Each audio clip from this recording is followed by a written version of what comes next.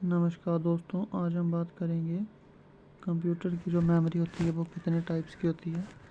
तो ये बहुत ही इम्पोर्टेंट टॉपिक है, ज़रूर करें आप। चलिए स्टार्ट करते हैं। फर्स्ट आ गया कंप्यूटर मेमोरी क्या होती है। इलेक्ट्रॉनिक कंपोनेंट्स जो स्टोर करता है डाटा को और इंस्ट्रक्शंस को कंप्यूटर में, उसको हम क्या कहते हैं, मेमोरी। जैसे हमारे मोबाइल की मेमोरी होती है, वैसे कंप्यूटर की भी अपनी मेमोरी होती है। इसको हम दो तरीके से यूज़ कर सकते हैं। एक आ गया इंटरमीडिएट यूज़, एक आ गया फ्यूचर यूज़। इंटरमीडिएट यूज़ होता है जो डाटा होता है उसको एक्टिवली प्रोसेस करता है सीपीयू में, और future use long term storage के लिए यूज़ किया जाता है। नेक्स्ट बात करें तो कंप्यूटर की मेमोरी दो टाइप्स की होती है, प्राइमरी मेमोरी, सेकेंडरी मेमोरी।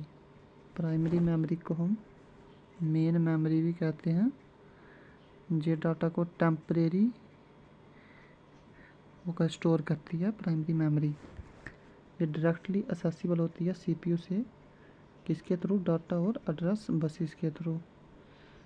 ये वोलाटाइल होती है, मतलब डाटा इसका लॉस्ट हो जाता है। जब कंप्यूटर बंद होगा डाटा लॉस्ट हो जाएगा।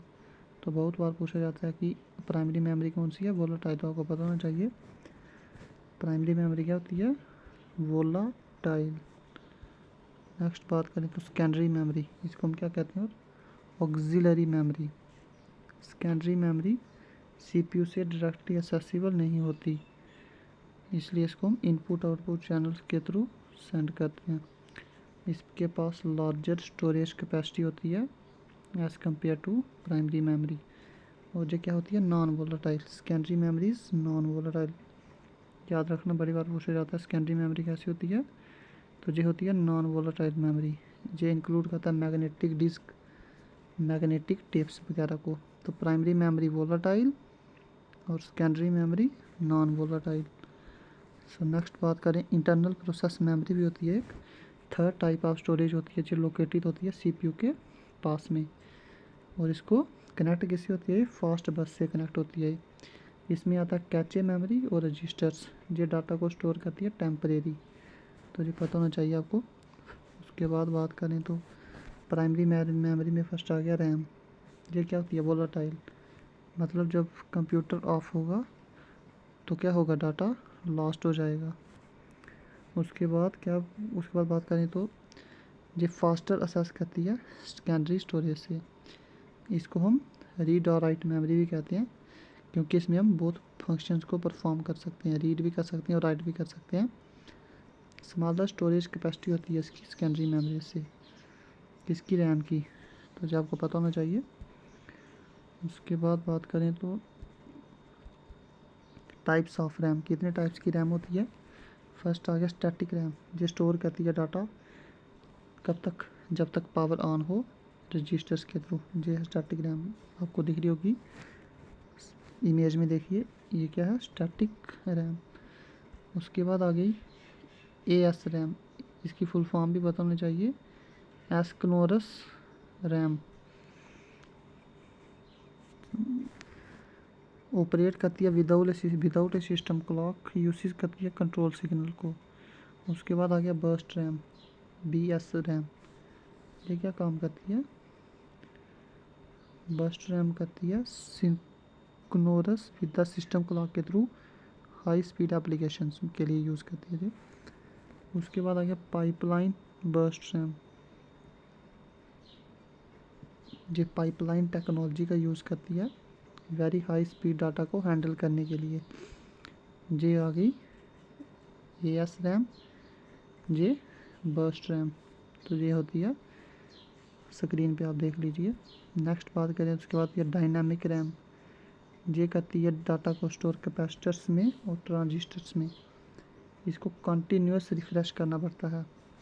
उसके बाद आ गया S D RAM, synchronous D RAM. ये सिंक्रोनाइज करती है प्रोसेस बस क्लॉक को इंटरनल मेमोरी के थ्रू, क्योंकि ताकि फास्टर डाटा सेट्स मिल पाए। उसके बाद आ गया रैम बस डी रैम।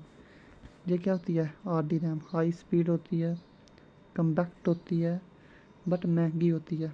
उसके बाद आ गया EDO D RAM, extended data out RAM dram. ये अलाउ करती है मल्टीपल बिट्स ऑफ डाटा को ट्रांसफ़र करने के लिए फॉर फास्टर रेट्स के साथ। उसके बाद आ गया fast page mode D RAM, FPM D RAM. तो इसकी आपको फुल फॉर्म भी पता होनी चाहिए। ये करती है paging for read and right operations, but बस स्पीड से ये स्लो होती है। कौन सी? FPM D RAM. ये थे इसकी टाइप्स कुछ, ये दिख रही होगी आपको डी रैम, जी है स्क्रीन पे।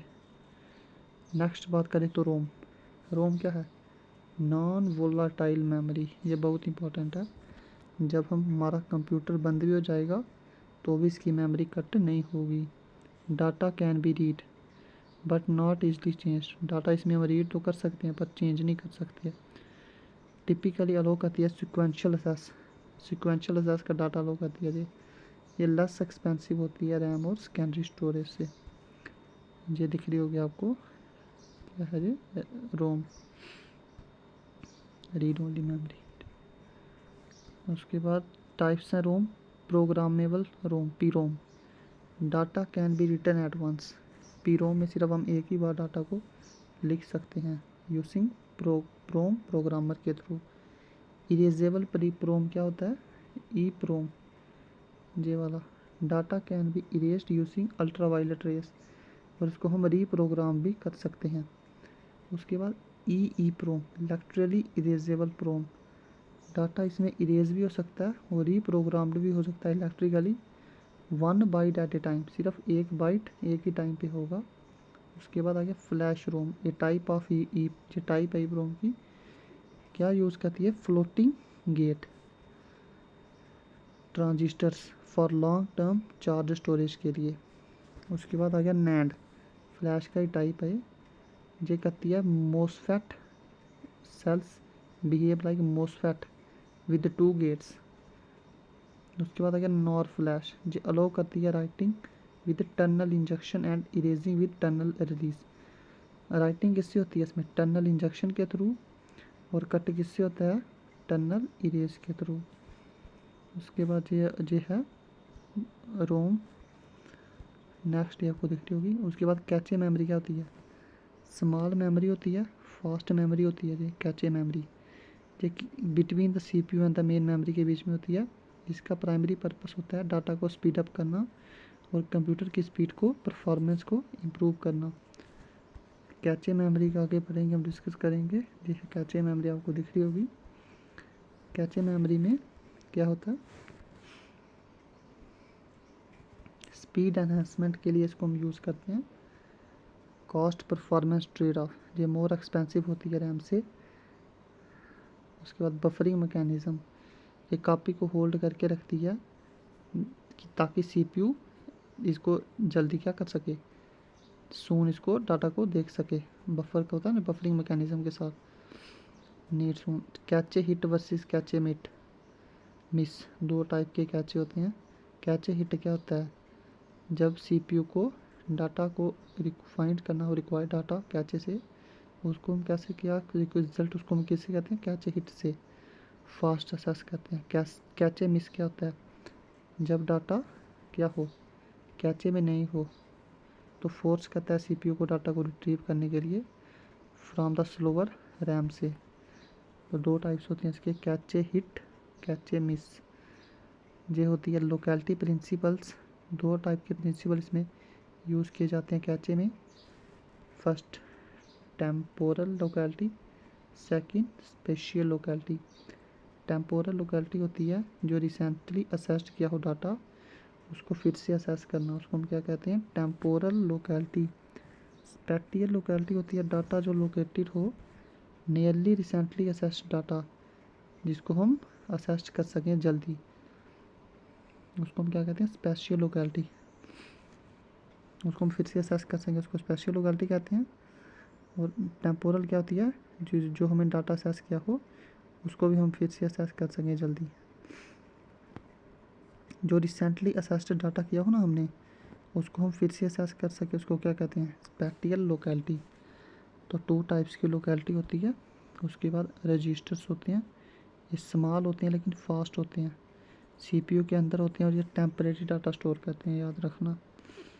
हाई स्पीड इंस्ट्रक्शंस देते हैं जो एग्जीक्यूशन करते हैं प्रोग्राम को, किसके through, operands, intermediate results, memory address control information के थ्रू जो क्या करते हैं, हाई एग्जीक्यूशन करते हैं हाई स्पीड इंस्ट्रक्शंस को। टेम्परेरी डाटा स्टोरेज करते हैं जी, ये बात याद रखना काफ़ी इंपॉर्टेंट है। Registers are temporary data storage, ये रजिस्टर्स हैं। तो ऐसे ही वीडियोस को देखने के लिए चैनल को सब्सक्राइब करें। धन्यवाद।